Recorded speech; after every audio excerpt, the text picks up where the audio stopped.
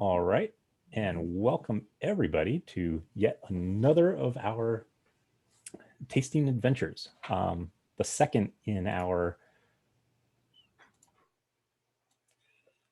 way of going between New World and Old World.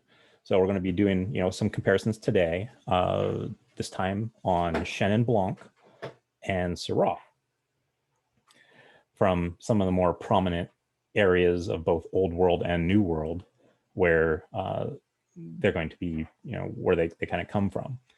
So first place that we're going to I'm going to show out, and let me know with a thumbs up if you see my screen. All right. So our Old World, both of our Old World are coming from France. So our Vouvray, or Chenin Blanc, comes from Vouvray, which is in the Loire Valley. Loire Valley, this guy right here, it's northern, it's more like central France when you look at like the whole of France, but in terms of like the wine country, it's more kind of like on the northern end. And we can kind of dive in a little bit of Loire Valley. So this is one of the only places that we haven't really talked about yet, which is, because if we did concentrate on this area, it's all going to be whites. Because it's got these four areas to it. This is also where like Sancerre, Muscadet, all of those are also in this. But the one that we're going to be concentrating on is Touraine. Touraine is where, I don't know why I came up twice. Is where our Chenin Blanc comes from, and specifically Vouvray. The other place that we're going to be talking about is our Syrah, which comes from Côte de Rhône, the northern part of it, which is this here. And in particular, and Northern Rhône, that's pretty much their specialty is Syrah.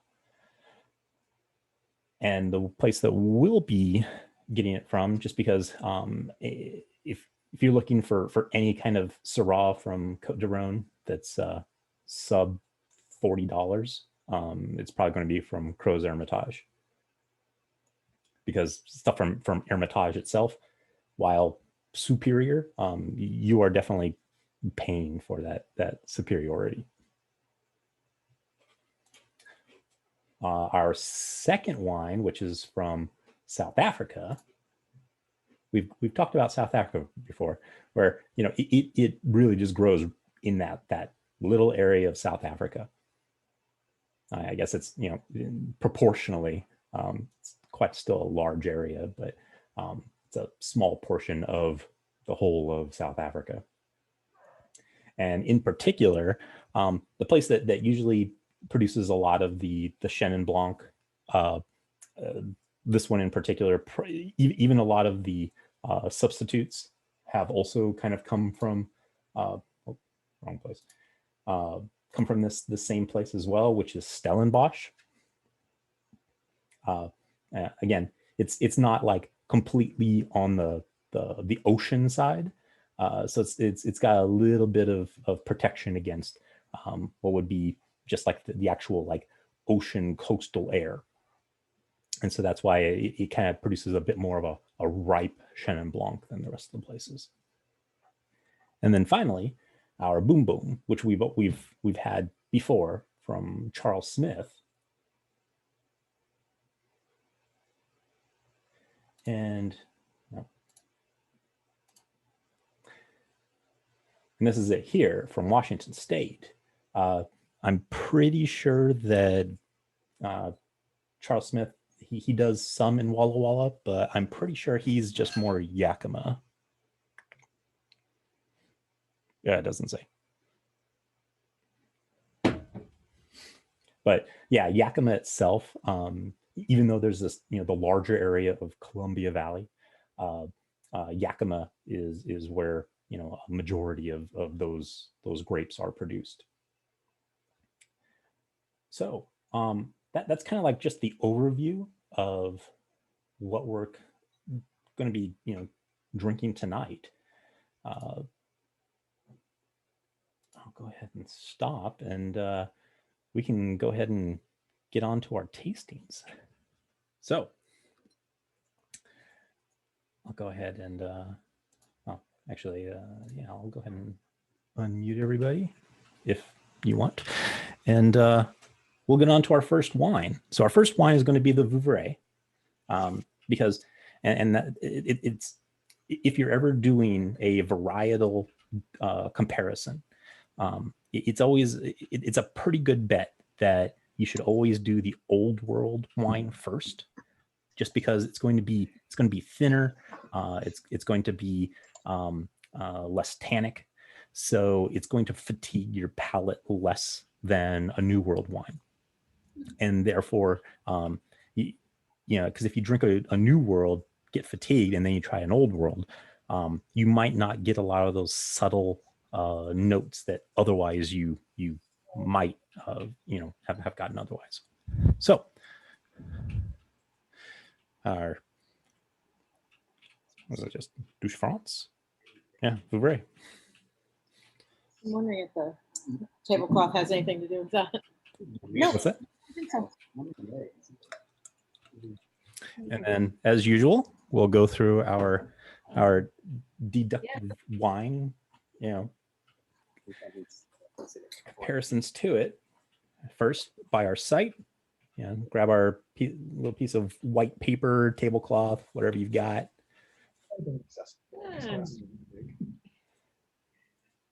And I mean, I'm seeing it's like bordering between straw and yellow.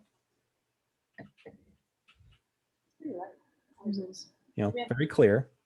And then we'll give it a little bit of a swirl and check our legs on it. It has, in my opinion, actually, that can smell like a lot. Yeah. Like, it's got a lot more fragrance than some of the other whites. Yeah, and that's the thing, is that Chenin Blanc is one of the few what are called aromatic whites, which is why that it yeah, when we get to the smell portion of this, it definitely kind of knocks your socks for a white, and it's very almost like perfumey. But in terms of its legs are pretty thin, which, you know, again, for a new world or an old world wine, isn't too surprising. So I would probably put this at, you know, at most 12, probably even in the 11, which survey says 11.5. Okay. All right. So give this thing a bit of a swirl and give it a bit of a sniff. Yep. Mine says 12. Oh, maybe you have a different year? Because I've got the 2019. 17, and then But we have a 2019. 2019. All right, so who's good? Which one do you got? Yeah, 2019. And yours says 12? It should be on the, yeah. If you look on the back upper right below the V. Huh. Yeah. Weird. Huh. wow. Okay, that's a bit of an oddity. There's this weird sticker on it. What is that? Mine says 12 too. Do you have this little- Alfio Morricone selection. No. I'm going to guess that's it's probably one of the importers. Oh, Ah. Yeah, and this is their selection. So as we swirl this thing around and give it a good little sniff, what are people smelling on this? green apple. Yeah, it's Mhm. really. It's Yeah, it's very. like jammy, chewy. Apricot? I agree with pineapple. Yeah, I can see that. Oh, so we're covering like all so far we're covering all the bases of a white. So we've got citrus, we've got apple, and we've got tropical. Well, actually, there's one other, and it might be bordering on it, but not really, which is melon. That would be your other white that you would be checking for. Oh, and Skylar's is also 11.5.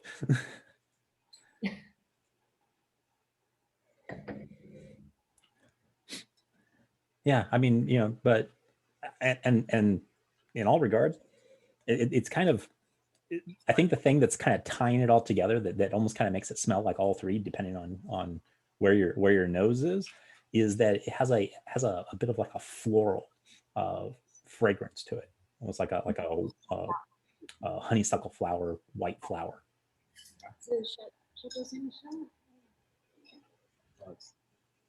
Okay, well, let's give this thing a sip. So first of the night, cheers, everybody. Cheers. Oh, I like that a lot. Ooh. It's really good. It's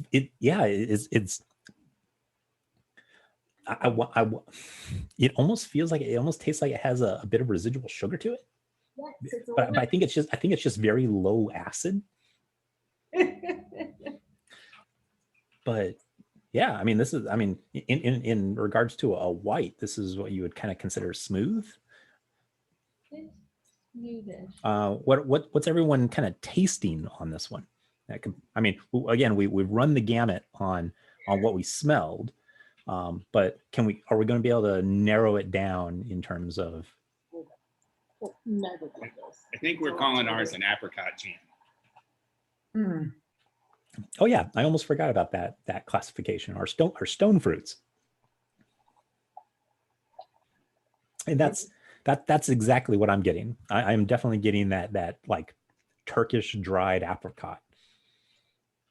I get some apricot, but I think it's like at least as much honeysuckle. Yep. Not just straight sugar, but like a floral sugar.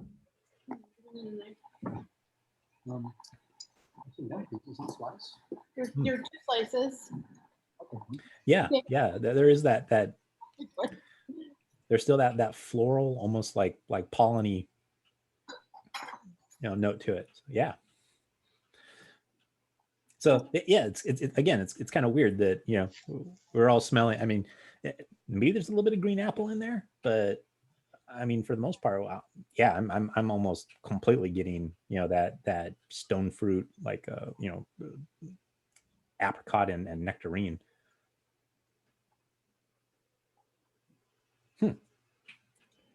All right. Well, now for the really fun part is finding all the fun things to pair this with.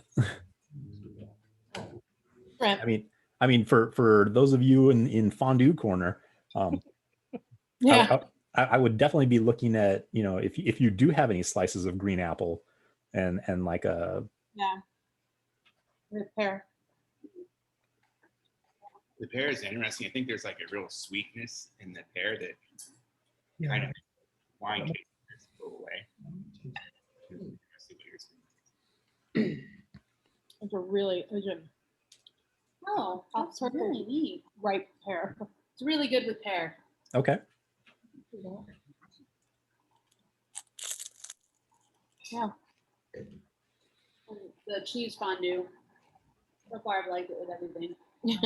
The cheese kind of have a complicated. Yeah, and the thing is though is that I wouldn't even think it wouldn't even need that much cheese, because I mean the acid in this is so low that you really don't want something like heavily cheesy kind of coating your mouth, because you might actually miss some of the goodness that's in here that this isn't powerful enough to strip away. Potatoes. Mhm. Hmm. Boughrier's good. Yeah. It's just good. Very nice. After some salt. No, No, Chateau. Chateau de Montfort.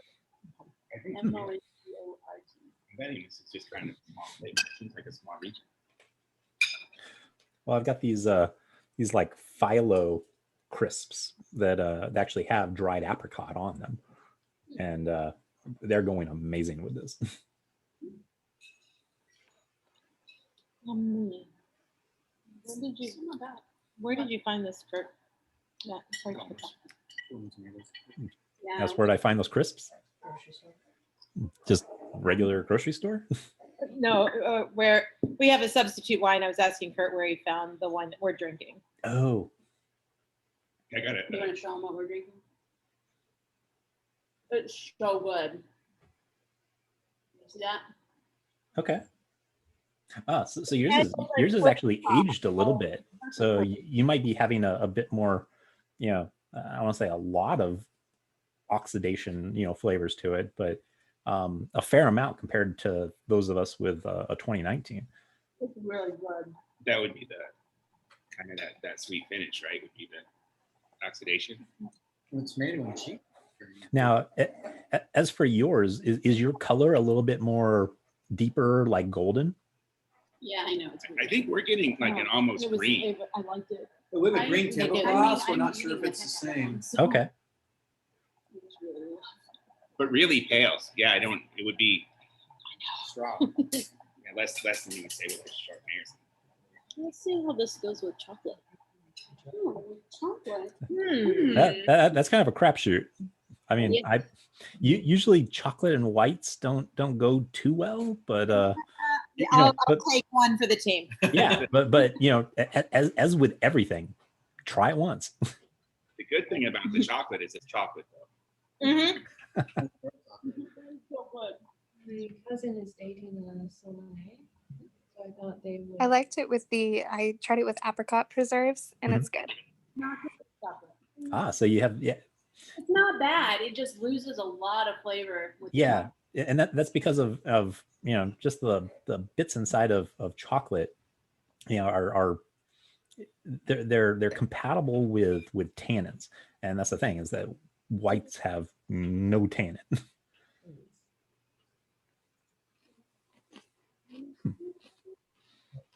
Tell us like, The tomato thing.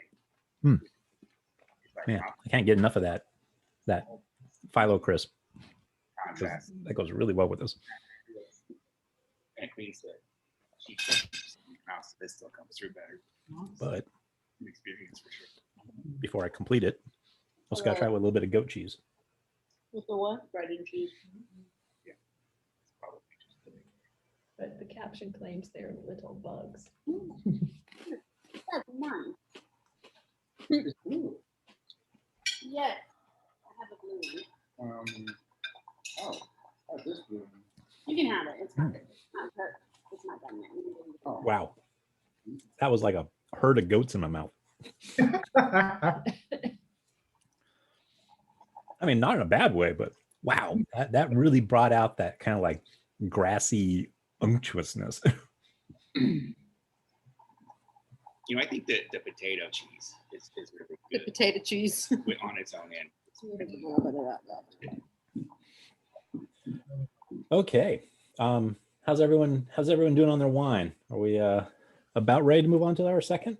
Yeah, we're getting there. Okay. Sorry. Yeah, no.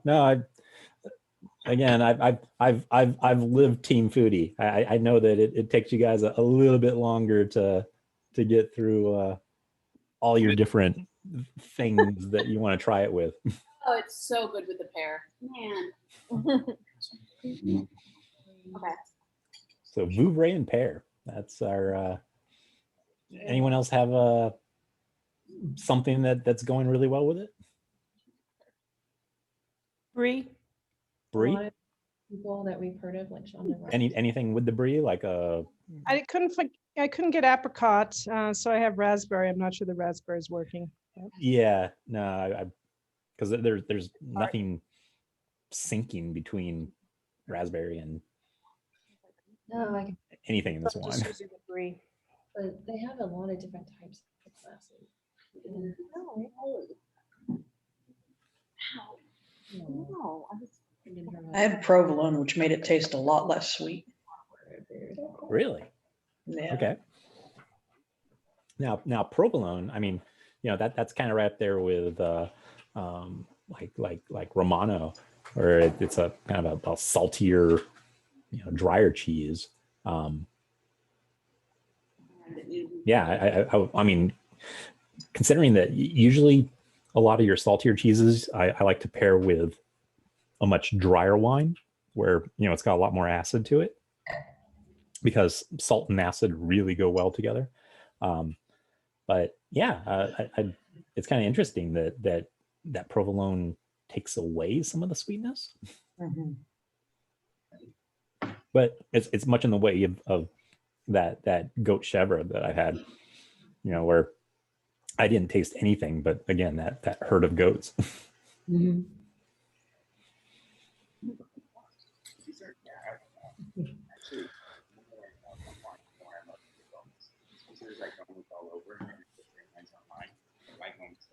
All right.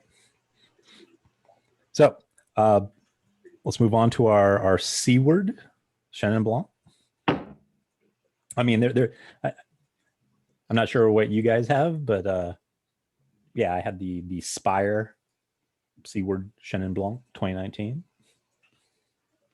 We have one from, yours from South Africa? Yeah, does it say what, like, region?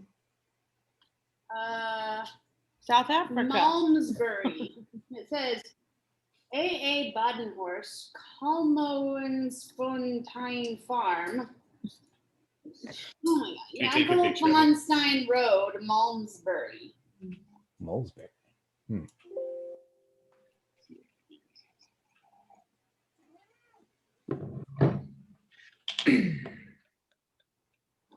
Swartlands, WOC. I don't know. Oh, you said Swartland? Swartland? Okay. So here, I'll kind of pull that up.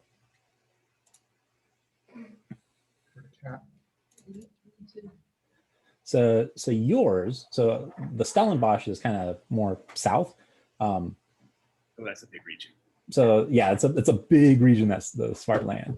But because it's on the southern equator, it being kind of more northern, I would guess that it would be a much warmer area.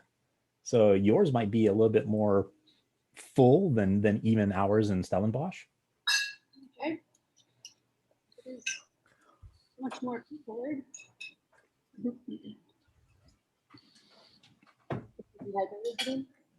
All right. So we'll give this thing our look.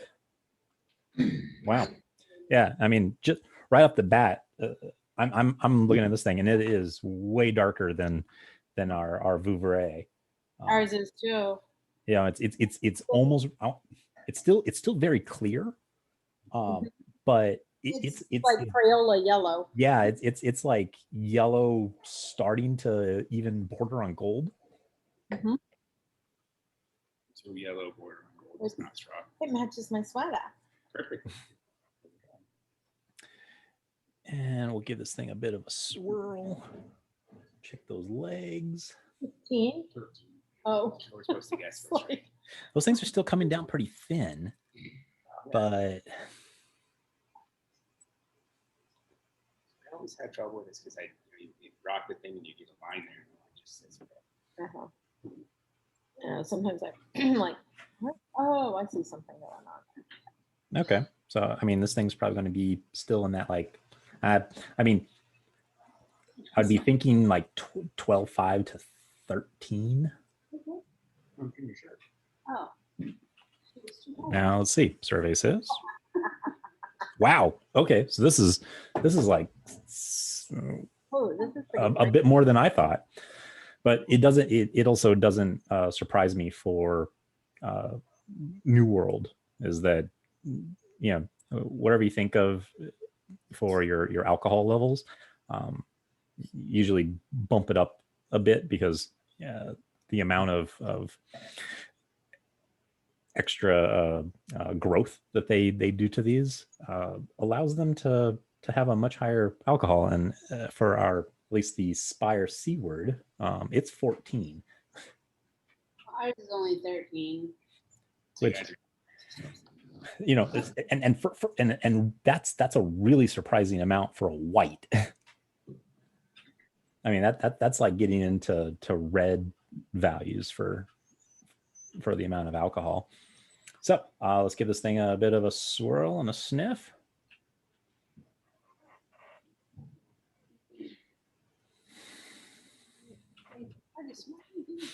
Now, comparatively to the last one, you notice a bit of a difference.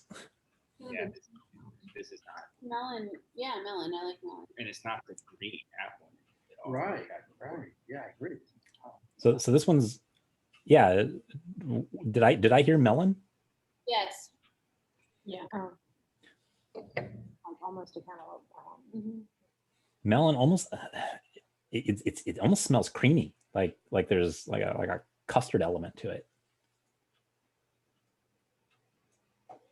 Oh, yeah. No spice. But along that same, because the smells are very, you know, I want to say similar, but there's a very thin dividing line, is that there's almost it's something that is kind of prevalent in a lot of South African wines, is this smell of petrol. Yes. Like a.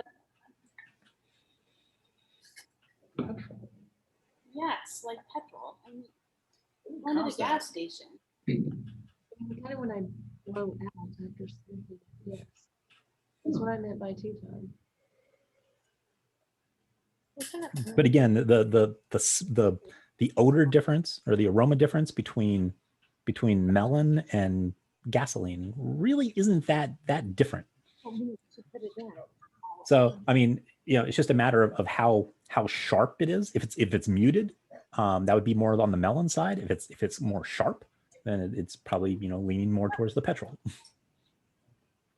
So on that note, let's give this thing our first taste. So cheers. Yeah. It's clarified butter, basically.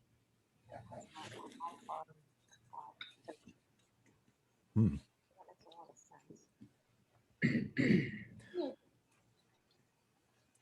So this one's definitely, you know, has a bit more of that acid that was missing from the Vouvray. Ours is a little Hmm. bit. Yeah.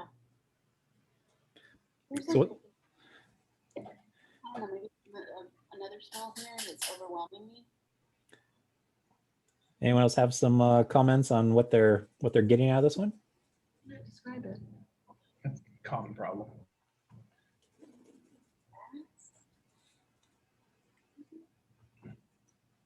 Oh, man, what is that? There's a weird flavor, and I can't place it. It's like manure. I don't know. That's not that it tastes like manure, but that's like the sensation. Like I've been sitting in a barn for a while. Yeah, that kind of like, like I said, almost like acidic. Punch.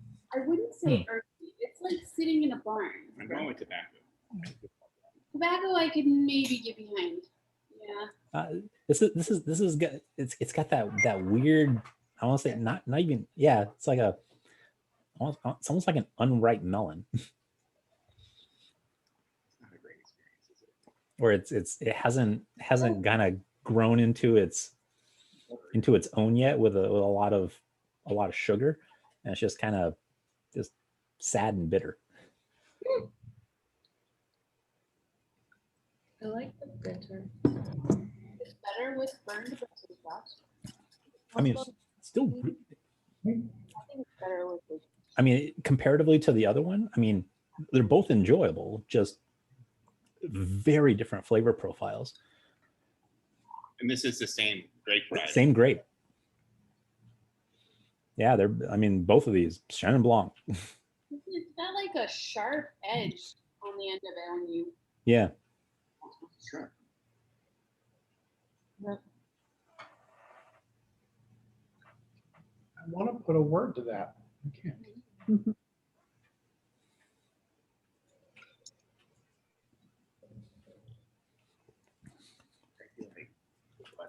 Yeah, there's something on the end of it that's got this odd acidic tinge to it that's somewhere between like, yeah, I wouldn't quite put it to like grapefruit pith, but Yeah. it definitely has that kind of bitter, Yeah, like a bitter sourness to it. grapefruit pith sounds like it might be a good comparison. Oh, well, like, you can taste something on Hmm. that's when it's Yeah, not- we're again, it's more bitter than sour. Hmm. It's pretty good with potato. Yeah. Okay, so yeah, this is definitely a food wine. It needs something to kind of coat your tongue. It tastes really good with the shepherd's pie. Really? Or I like it, yeah. Okay. I'm going to guess, it's much more, I wouldn't quite say the beef, but like the mashed potato butter. Yeah, it's the potatoes. Yeah.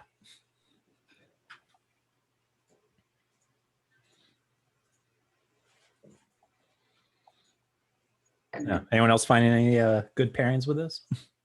So far, the potato with cheese is the best, in my opinion. I like it with the manchego and with the shrimp. I think we're all agreed that we like the Vouvray better. Oh, it's good with the banana. Yeah. Now this one really fought against the goat cheese. Banana would, It and the goat cheese were like in concert. That's comparative to the other one, the Vouvray, the goat cheese just stampeded over top of it. This stood up against it, and Maybe it'll go with. yeah, that's definitely where this is at. Oh, I do think that the cheese potato. Waste something. So this is definitely much more of a cheese wine than the Vouvray. Vouvray, I would probably do something less less fatty. It would be more of like a really good like shellfish wine, like shrimp. The Bougrier was good with shrimp. Mhm. Really good with shrimp. So if I bought that, so I don't know why back how long could it sit there? Like, how long, if you were to buy a case of Vouvray, how long would it last before? At my house, not long. So, well, most French wines, comparatively to like if you get something from New World, 2 to 5 years is like peak for whites before they're just going to start really declining fast. But Old World, you can still get up to like 5 to 8. There's some really really good stuff, but that's usually like Bordeaux whites that they'll last for 40 50 years. But when they open up, they are still pretty oxidized. They're kind of brown looking, but still taste amazing. Okay, thank you. But yeah, depending on again, if you get a case of say California Shard, yeah, definitely be thinking about drinking that entire case by year 5. Well, judging by my wine rack, things aren't lasting long at all here. Not anymore. There are like 3 bottles on there, and one of them needs to go away. It really does. It was a gift, and I'm not going to drink it. Just cook with it, maybe. Turned brown. Well, it's a Riesling from, what's that castle? Neuschwanstein. Oh. Sleeping Beauty's castle. I've been there. Yeah. As have I. die. Yeah, just had it with some chipotle chicken, and that was actually an interesting thing because the smoke. I was almost kind of worried that the smoke was going to overpower this, but again, this is definitely a much more food friendly wine than the Vouvray was, or at least for more like heavily flavored foods. Of Italy, Berlin, It's a new world. Nero d'Avola. What's that, Ryan? It seems kind of backwards because it's a new world. Okay. What, that the new world is much more food friendly than the old world? Yeah. Why is that? No, well, it really just depends on the food, because Loire Valley, a lot of those white wines are like Muscadet in particular is like it's at least among the Psalms, it's like perfect pairing is pretty much just shelled oysters, like raw. So it's a matter of what kind of food, and so a lot of your less flavorful foods or less fatty foods, those old world wines, or at least for in terms of Vouvray, that's where those are going to really come out, because if you tried having this with some shellfish, it might go okay, but this is going to completely overpower like some shucked oysters. We thought this was okay with shrimp. Yeah, well, but was it just shrimp, or was it cooked or put in something? Marinated, yeah. Cooked in butter, shrimp. Okay. Yeah, and it and that's what I comparatively to say like steamed or just steamed shellfish comparatively compared to drenched in butter, especially with some garlic. Those kind of things would be both protecting and flavoring your palate in order for something like this to kind of strip away. Popping through the water underneath. Even some residue here on the bottle. Water. You can't tell where it was. Oh crap. Hey, I have a question. So Yep. I'm pouring our red. Looks like the road is over the water for most of it. Moving on yet? Org. But okay, so there's this bit of residue on the bottle inside.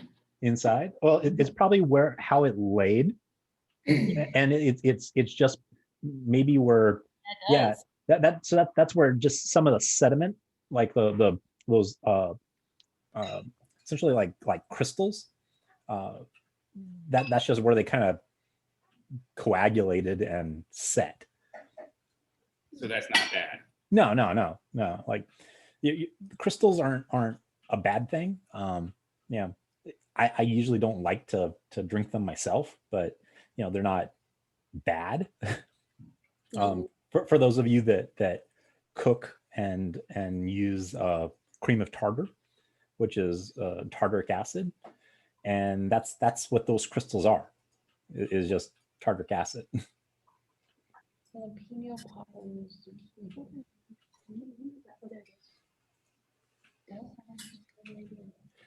But no, that sediment, is just one.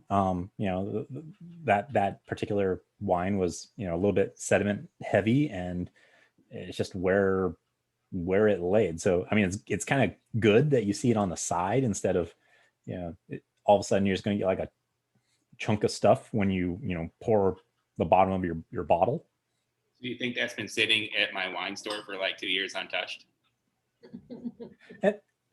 It's very likely, because usually what you're supposed to do is when you have them up on like a rack like that, where it's kind of pointed a little bit down, which I actually applaud them for having it at that kind of angle, because you do kind of want it at a downward slope, so that way the wine is against the cork, keeps it from drying out.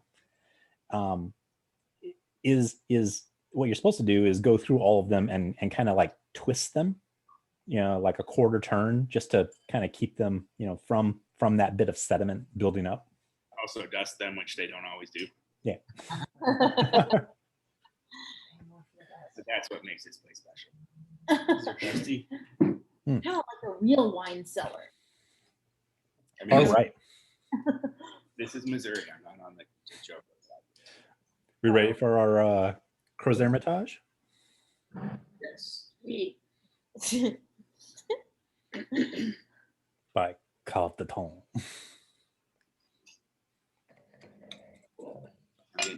Oh wow. It's actually darker than I was. Ours is almost brown, I swear. But it's not Yeah. dark. Do you see kind of the rim? What do you with mean the- it's not dark? What do you mean it's not dark? You can't see through this at all. So opaque. Wow. Yeah, But I mean, at the same time, this is a Syrah, it is. which is your heavyweights of the grape world.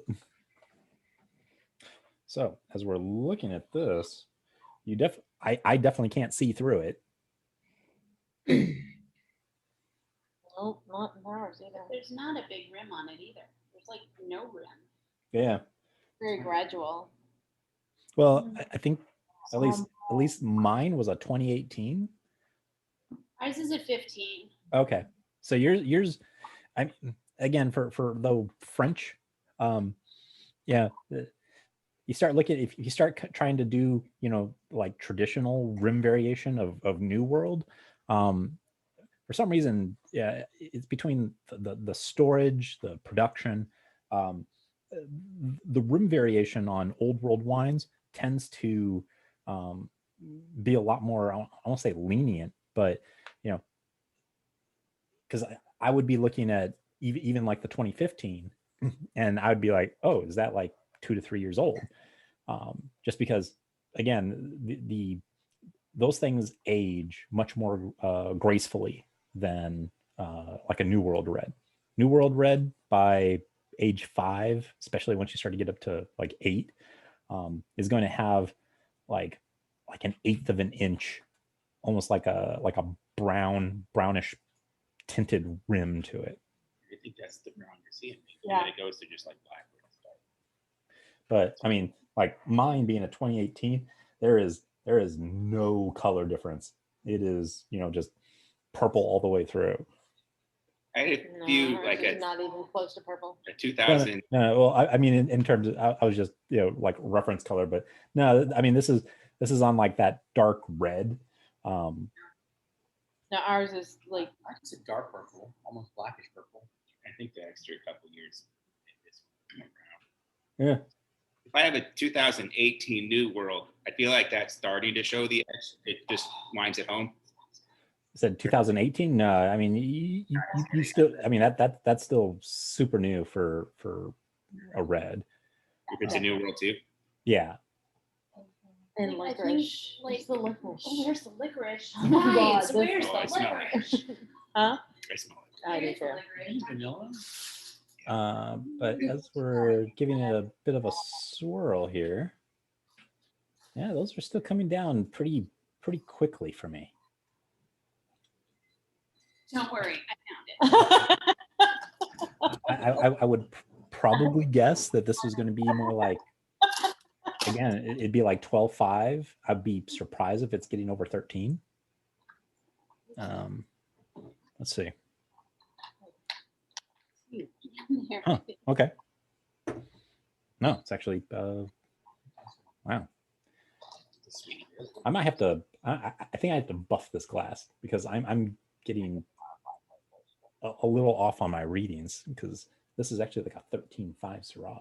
Very smooth. What the heck? This one. All right, so let's give this thing a bit of a swirl and a sniff. Ready. Ooh. Okay. What's everyone getting off of this? Blackberries and raspberries and Licorice, Licorice and a little bit vanilla. of vanilla. Yes, red or black fruit. Yep. A think I'm just gonna dab some roof behind my ear. It's going very well with chocolate and with the raspberry. The raspberry works on this one. Mm-hmm. Is Team Foodie in Kansas City? Yes. We just drove through there. We drove our Jeep out from Florida to Montana, and I made my husband go through Kansas City so I could say I had been to Kansas. You could have stopped and had dinner with us. We could have had I more. know, I'm sorry. It was a 3-day mad race to get the cats out here, and they're as unhappy as can possibly be. So Go through Kansas because Kansas City is not all in Kansas. Most of it. oh, is. I know. Yeah, yeah. Because we went through St. Louis, and then I'm like, but I want to check off another state. So now I'm at 45. Drive through the corner. went through Topeka or whatever. I'm definitely getting a lot more black fruit than a little bit of red fruit, but yeah, this is much more on that stewed, Well, like maybe really ripe fruit. But I'm also getting chocolate. It's from the odor. I'm taking chocolate here. Definitely Okay. getting red. Not so much with the strawberry. So I think the strawberry is too red or too sweet for this one. Yeah, like strawberry. As soon as you start to strawberry, you wouldn't really notice unless it was like strictly red fruit. Like it can vary between like strawberry and cherry, but as soon as you start introducing dark fruit into the mix, you might not be able to smell any kind of strawberry. Oh, this does not taste like it smells. It's very minerally. Huh. Yeah, but like I said, for me, I'm definitely getting more of that like chocolate and earth, and really ripe black fruits. I'm not great with the steak. That's weird. So, all right, time for our taste. Yeah, I wonder if it's like the vinegar and stuff in mayonnaise. Hey, Katie. Hello. I'm good. How are you? We're teenage mega here, so. Okay. I mean that definitely tastes a lot like, how I was thinking it was going to taste. There's the tobacco. Yeah. That was going to be one of the notes that I definitely thought of, was kind of almost like a like a pipe tobacco. You need to get a room. Yes, give me the bottle. I like it with the chocolate. Gracious. Yeah, this would be perfect for grilling. Usually get the golden chocolate. Anyone else taste anything different on this? It's good with the I chocolate. mean, I'm like I said, I'm mostly getting,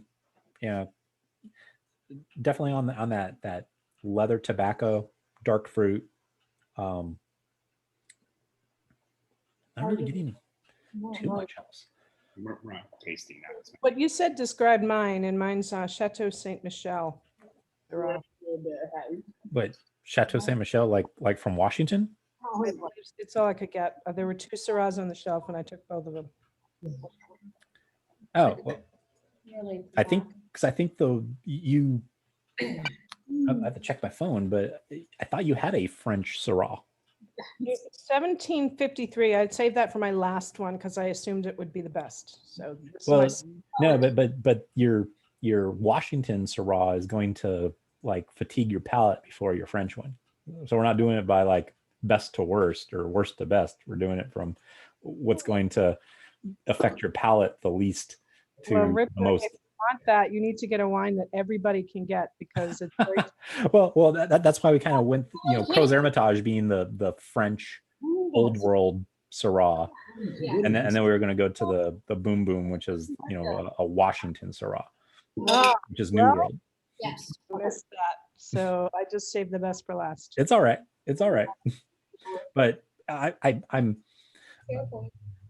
both Syrah, because it's a heavy grape no matter where it's grown. So that dark fruit is definitely going to be synonymous no matter where it's grown. Yeah. So 1753 is French.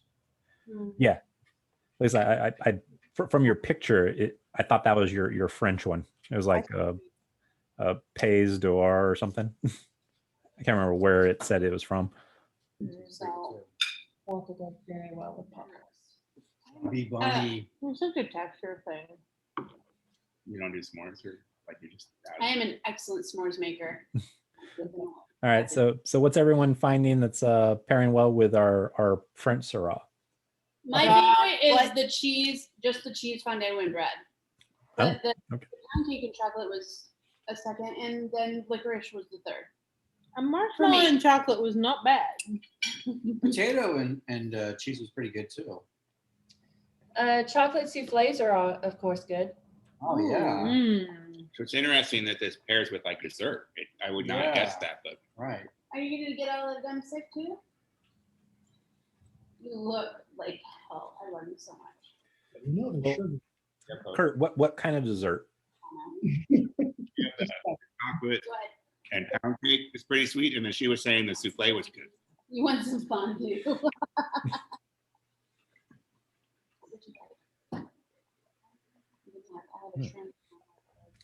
Well, me, I was waiting for this because I actually got some Stilton, and it's one of my favorite of the blue cheeses. What about Because it's got a bit more of like almost like an ammonia streak to it comparatively to like Roquefort and just like regular Danish blue. Give that fork to her. And she put it back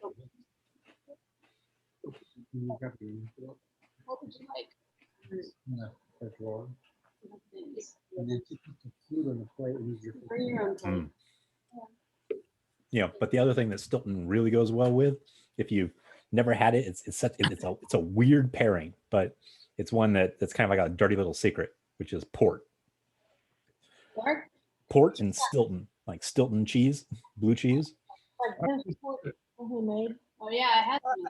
I saw the 1,000 Stories Infidel at the store, and it brought back memories of that wine tasting. The only time I liked blue cheese was when it was with a sweet Hmm. seasoning. I like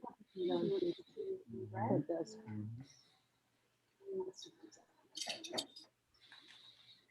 Do you think that the potatoes adding something that the cheese just isn't bringing to the party? That the bread You want isn't? some potato and cheese? There's the sweetness in the potato. starch.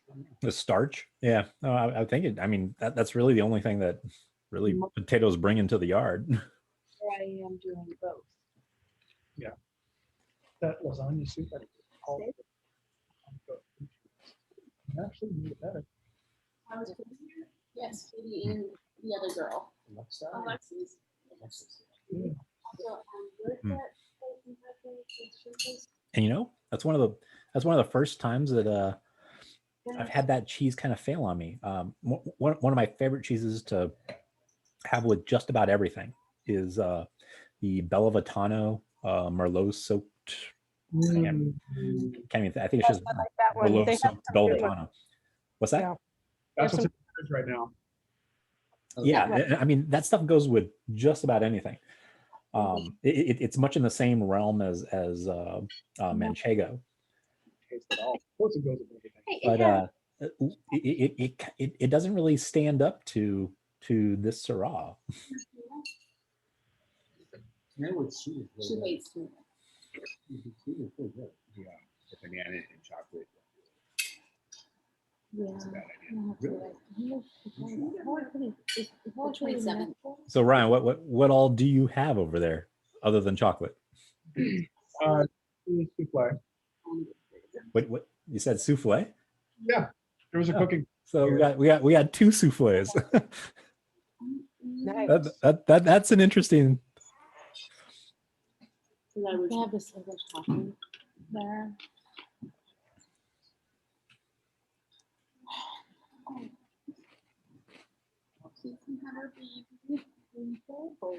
Boy. Does she know it's gonna be a boy? COVID baby. Yes. Maybe have her baby? Yeah, look, there's Frank. But this it's slightly overpowers goat cheese. It's, I got a Again, this chèvre, garlic and herb Well, I mean, look at goat Was yours cheese. soft or hard cheese? What's that? Is it like a soft cheese, like a? Yeah, it's a soft. It's very, you know, like a spread. Maybe not after tonight, but after the tasting. Yeah, it's almost like this one doesn't do as well with like the hard, saltier cheeses. Really? But I really like it with a stilt. I love to look at them from afar. Pet them and hold them and say, "He's so cute." Well, what you doing? This is probably close to done. Oh, sorry, Dave. Huh? You put it on the plate? Find the Gouda and groceries. Amber, Ray, you having anything good with this one? No.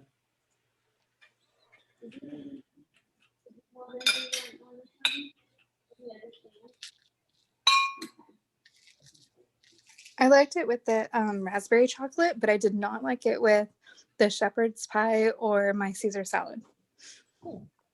I can understand the Caesar salad, but I'm surprised that it didn't stand up to your shepherd's pie. Did it like? Did you like the shepherd's pie with the white? Hey, it sounds like your shepherd's pie tastes like goat cheese. What is your shepherd's pie? No, I mean, like so when you say it didn't go well, is it that the wine overpowered it, or the shepherd's pie, you know, just kind of overwhelmed it? Yeah, like It just didn't seem to match for some reason. I don't know. Like, I really liked it with whatever, I don't remember which white wine I had it with that I liked it with, but it went so much better with the other one. And I was surprised at how smooth this was, like on the first set. Like, it was incredibly smooth. Yeah. And then it wasn't after that. So I don't know. You might that might have been that you had still something, you know, kind of lingering on your tongue, and but I'm going to guess that you were having food along with it, you know, constantly. So like Diane, I see just drinking wine, which, you know, after a while I could say that it's going to fatigue your palate. That's why for me, I always kind of recommend, you know, if you're going to drink wine, you know, have some food always. Here, it's brie. It's just I don't see you, or at least I just shove it in my mouth because there's small crackers. you're like super quick with it. All right, I've got 5 varieties of Girl Scout cookies here. Which box should I open? It's not that I was eating before. Oh no, anything with mint, I would say Tagalongs. Yeah. Yeah, I was gonna say like peanut butter and chocolate. Really good. The coconut might make it really funky, but I mean, I would say I would. Are you only going to open one? Because I'd say open them all and try them and let us know. If I open them all, they'll all be gone before I go to bed tonight. So that's probably not a good thing. Fair enough. Fair enough. Get Samoas.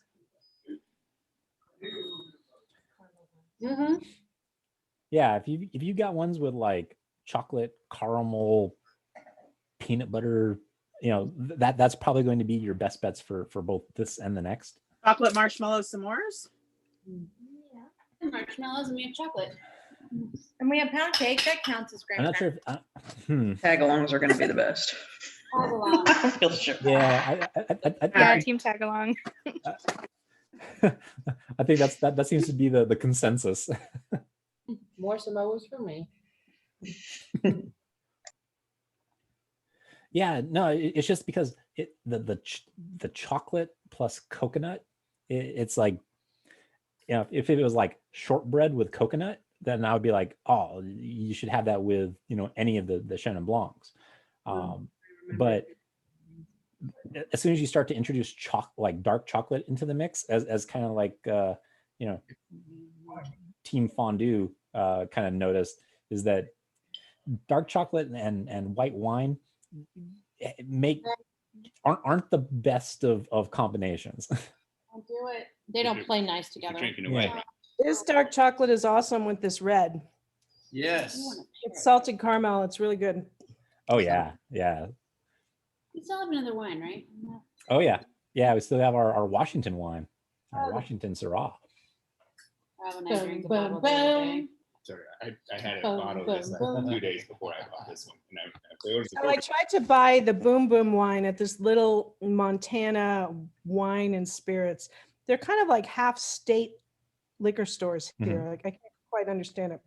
The guy went into this giant tirade about how the guy had sold his brand and now he's just a billionaire and they won't sell his wine because of this. And I'm just thinking, well, Wait, Charles Smith?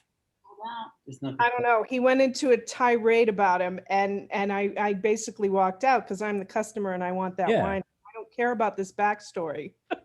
See, I almost kind of wonder if he was confusing Charles Smith with Charles Shaw. Could be. Wow. Could be.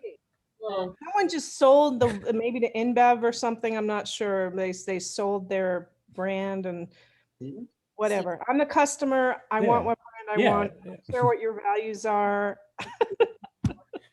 I would have just said, do you have it or not? That's what I said. I walked out and I went to another store and I'm not having good luck here with the wine. Well, for the next one, you do have a Trader Joe's around. Hopefully. Yeah. Postman, maybe. Yeah, because I don't know if you saw the next event. But I don't think so. What's the next one? So our next event is the Charles Shaw collection for Trader Joe's. So $2 Chuck all along. And because we're going to see, because we've been going through these single varietals, we want to see whether a $3 bottle of wine, how well its single varietals stand up to what we've been having so far. And then you can eat ramen noodles to save that. That is already. I did do Wait. The Aldi wines are pretty good. I've never done the Trader Joe's ones before, but the Aldi wines seem to stack up fairly well, the ones I've had. I think that's going to be after our Hello Kitty adventure. Maybe we'll do Aldi. There's no Trader Joe's in Montana. There's only 1 million people here, so they don't. All these big companies that love to put stores everywhere, they don't do anything here. Yeah, and that's and I posted both in the Smart Bar events already. I already created them, and there's a link for both. What's in 2 weeks, and then the next one that's in 4 weeks, and that one you can you order online, and it'll ship. Montana. Check, because they seem to be crazy. They seem to ship almost everywhere. Whenever I put my zip code in, they say we don't ship there. Oh, for that Hello Kitty wines? So Florida is perfect. You can get anything in Florida, but not Montana. Why did you spend summer in Florida and then winter in Montana? That is an excellent question because I'm doing the whole snowbird thing wrong. Yeah, you're doing it just the opposite. I ended up taking a job here because I was really sick of sitting in my house. So because we had, a place in both places, I had that flexibility. So I'm not sure that I'm going to be here forever, probably like maybe a year or something, but I just wanted to be working and like interacting with people. Because I was working remotely. My husband's a pilot and he travels, and I end up spending a lot of time just in my house. And after a while, it just gets old. It sounds nice at first. So I'm doing that for a while, and then eventually we'll probably go back to Florida. Just in time for summer, right? Well, what's funny is when you have a house in Florida, even if it's snowing out, you're like, yeah, whatever. We don't live here, right? I mean, place, right? So we'll enjoy it, whatever. And we bought this Jeep, this tricked out Jeep Rubicon that can drive through anything. So I'm feeling confident. Many years apparently. That's also very inaccurate. All right. You may want to email the Hello Kitty people because they say they ship to Montana. Okay. Yeah. I'll have to there's only 6 states they don't ship to, and Montana's not one of them. So you might want to send them an email and just double check on that. Yeah, and you got a whole month, and they it already got to me too. So this stuff ships really fast. What is Hello Kitty wine? So I checked a lot of their bottles, and like half of the bottles that we'll be drinking are actually from Italy. So like their Pinot Noir, and I think their bubblies are all Pinot Nero grape instead of like Pinot Noir. I think it's the same grape. But yeah, so a bunch of them are Italian, and then I think the other ones are Californian. So, we ready for our Washington boom boom? And Nina, Oh, so these are really good. I'm ready for my French. So, it probably was. Nina's great. Oh, smells good. The first time I ever spoke to this person. You know that. Right? good old boom boom Syrah. Oh, Hey, how much longer on that? Get the first shot on Wednesday, guys. Hate you Right, I already. want to do that. You shot for what? All right. So as we look at this guy, I'm high. She needs it. She needs it. all right, this one is I mean the other one was bordering on purple. This is purple. Yeah, what do you that middle? I'm just seeing It's not inky purple, like I would expect like Michael David stuff to be, but yeah, this is pretty dark purple. For the day after. I'll wait until the day after for sure. Give this thing a bit of a swirl. Barbara, I like that. I'm getting Kind of vinegary though. I'd rather choose. Yeah. You don't think? I love that. Oh, those aren't mine. All right. You'd rather choose. Those are pretty thick. More like purple on the Yeah. glass. You small people. I'd be thinking this thing is somewhere between 14 and 15%. Oh, and lots more like I bet you're right. over 90s. I said that. Oh, let's see. Oh wow, right in the middle, 14.5. All right. Well, let's give this thing a swirl and a sniff. Gotta get that boom, boom, boom. If we didn't save this for the last, I would not be singing it. You chase it away. All right. What's everyone smelling on this one? plums. What? Okay, so now that you've identified plum, what kind of plum? Is it fresh plum? Is it ripe? Is it stewed? Is it jammed? Jam is good. I think Pump it up. And because those kind of identifiers onto your black fruit are what are kind of Jammy. I would think that jammy would make it sweeter and stewed would make it more like this raisin. yeah. And because all along that kind of vector is how long on the vine these things were, how ripe they were before they were harvested, because you're always going to get dark fruit. It's just a matter of, well, was this like a really sunny year and these things being harvested in like September, like late September, were they just ready to go? And the more that you start to get into that, from fresh to ripe to into that like cooked realm, it is really a function of just how ripe those grapes were before they were harvested.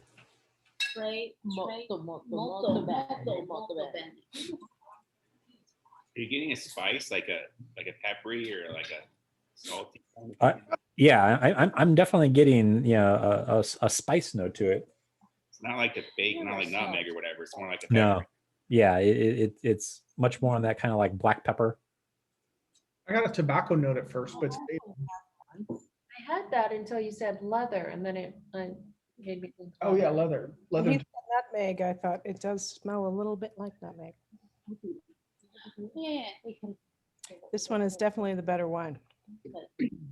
That is. Oh, that's because you're talking the French one, Diane, while all the rest of us are talking Washington. J'aime le français. Oh my.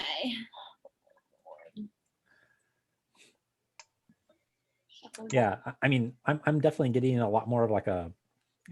It's almost like a milk chocolate smell to it. It's much more rounded, a lot less of that kind of just. I want to say dark chocolate, but you know, where it's unsweetened chocolate that we got with the last one.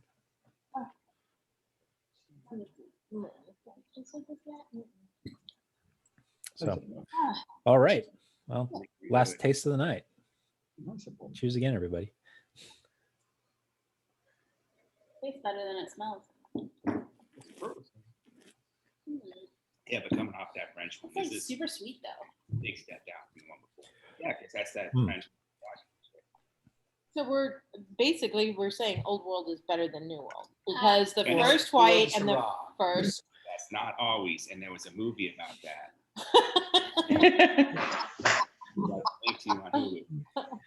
What's the movie? That's called being a Eurocentric snob. Eurosnob. My privilege. Like these 3 movies called like Song. These kids who would become some. You'll have to edit that out, Richard. Like a big, like one of the story arcs is these 3 people who are like old and really high on themselves or whatever. So they get together and then they drink these like really old bottles of wine or whatever, and then they're telling the story about this one time they did a wine tasting, a blind wine tasting in California, and California wines won, and then everybody's like, well shit, that's not right. And then that's where it happens. Well, I guess if it's on Hulu, it has to be true. Absolutely. Oh, are you talking Bottle Shock? I like Battle Shock. About that movie, Sam, but I have it on my list to watch Battle Shock. I think it's about the same thing. It was that Yeah, one, The Judgment of Paris. Chateau Montelena. I've been out there. That's a pretty winery. I've been out to Chateau. I actually 3 weeks ago, I actually just popped the Chardonnay that I had from them. I had bought from them. We went out to Napa for my wedding girls' weekend. It was pretty awesome, and we went to Chateau Montelena. Yeah, but and I try suggest. I always suggest that place to people that are visiting, but only after they've seen the movie, because otherwise, it's a pretty place with the ivy growing on the walls and everything, but European looking. Unless you know that story, and especially after you watch Bottle Shock, yes, it has a whole other just experience. A whole other realm. And I feel like that marketing team, they totally left that on the table. Like they could have totally played on that whole thing. Yeah. Well, I mean, when you go to drink there, I mean, they have like the little pamphlet, like the newspaper clipping. If you happen to see it, yeah. But again, you don't really get just how important that was to all of a sudden putting California on the world map of wine. Absolutely. They need new people to run their tours, Richard. You should sign up. You should sign up and say, I can market you better than the people that are currently doing it. Yeah. That's not. Tonight, what we're learning is that the old world wines are better than the new world, but that's not the always ones that the we case. chose. I think that's often the case. I hate to say it, but not always. Yeah. Well, again, it really comes down to what food you have with it, and what your palate is preferential to. I can't really say if I have a new world versus old world preference, but I have but that's just because I've drank so many wines that for me it's about the food, what food I'm having. Well, yes, this is going to go better with an old world red or white versus a new world red or white. And then from there you start to really pinpoint down which area you want to get specific notes from in order to complement your food as best as possible.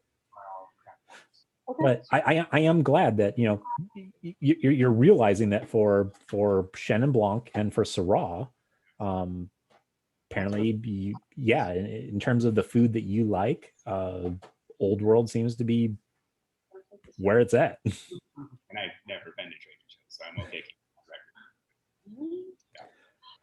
keeping that record. Anyone else notice? Anyone else want to share about like how they kind of noticed the difference between the old world and the new world? The Missouri side one. There's a.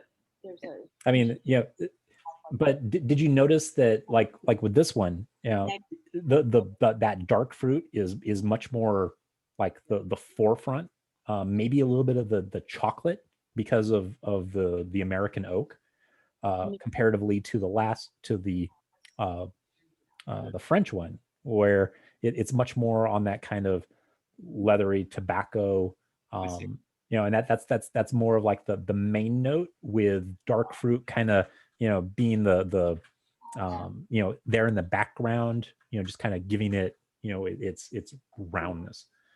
I smell the tobacco because you say that, and this is definitely a lot drier. Mm-hmm. French one. Yeah, the French one, I mean, one, they harvest a little bit sooner, plus it's a little bit cooler, and so, you know, their reds, actually just all their wines in general, tend to be a little bit more grippy and a lot less just kind of full and round. So, and that's one of the key things to New World, is they're going to be a lot more round, though in this case. So on the reds, that was the case. With the whites, it seemed the Vouvray from Old World was much more rounded comparatively to how sharp the Chenin Blanc from South Africa was. That's it. That's the only rule. It's a little much, but I mean, if you're asking them. They stopped talking and started listening to you. I was telling them about the rules of wine tasting with Richard. Don't be a dumbass. One rule. That's it. That's the one rule. So we're literally gonna. I don't even think I knew that rule. Like, we expect that. What makes you a dumbass? Because he thought I was a dumbass because I drank the French one second. No, I think it just, if you like, If you embarrass correct me if I'm wrong. If you make an ass out of yourself, if you're a dick, if you're a shithead, if you're rude. When you're drinking with me at the wineries, yeah, don't embarrass Richard. That's the rule. That's what I meant to say. That's what I meant to say. Your childhood when you're in diapers. She says, "Don't be a dumbass." Translation is, "Don't embarrass Richard." Yeah, that's it. Well, that's understandable. You know, this chocolate souffle went well with the French, but it's actually improving the boom boom. Yeah, and that's the thing, is I would think that, yeah, in terms of which one chocolate is going to go better with, yeah, a New World red comparatively to Old World is much more influential with chocolate.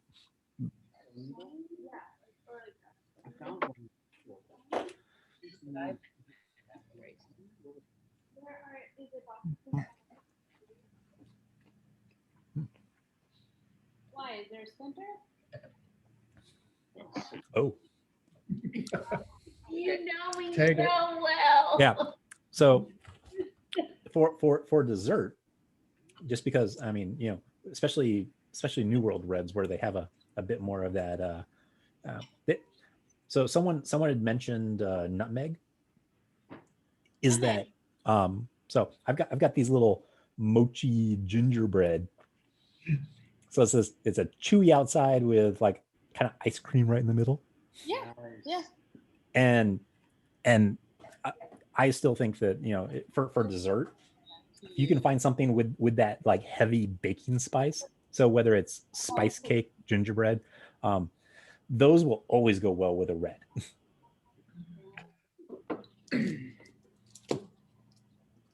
But I think that's the winner for at least this Washington red is that gingerbread mochi. Huh? Triple Eight Market, man, it has the best Asian snacks. Like everything that With we use. lamb. Okay. I want Yeah. only. Skylar saying that the boom boom with lamb. I mean, was the lamb just lamb with mint, or like stewed mutton? Like how was the lamb prepared? Just grilled. Oh, just grilled lamb. Okay. Mhm. It made it taste very different, but I liked it better. Yes. And that's why I love about wine, and that's why I always say that when they're when anyone holds up something and says is that going to go well with this, and I'm like probably not, but you always got to try it because again, one, your palate may be different, but two, it may come out with something that is unexpected, because like with that gingerbread, I mean, the first time that before I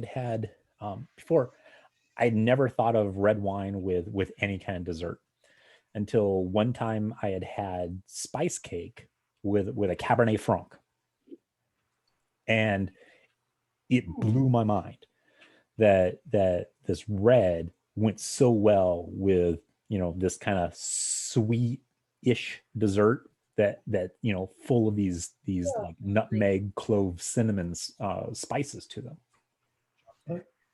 So and since then I've been searching it out. Like anytime that I can find anything with that baking spice combination to it, I always want to try it with a red just to see how it interacts. I want to take my kid back.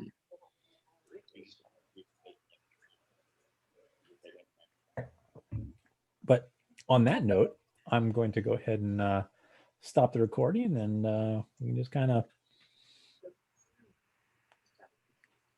say what we want and socialize as we need.